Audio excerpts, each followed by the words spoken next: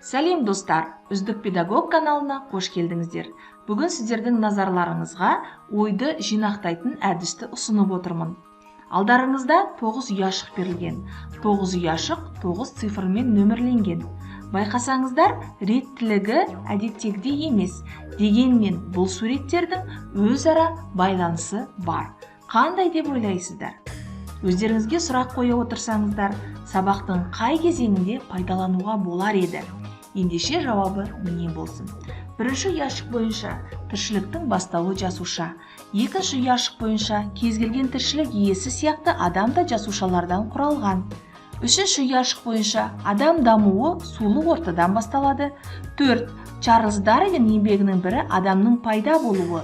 5. Эволюция идеясын ағылшын ғалымы Чарльз Дарвин негізін қалаған.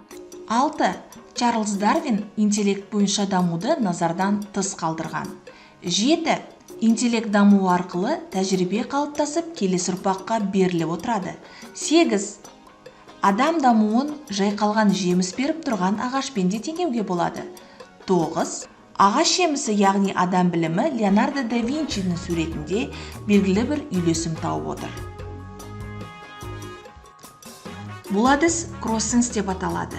Бір қарағанда суреттерде сөйлейді деген қарапайым әдіспен үндес болып көрінуі мүмкін. Ал шын мәнінде тұтас мәтінді шығару үлкен қиялды және ойлау дәрежесінің жоғары деңгейін талап етеді.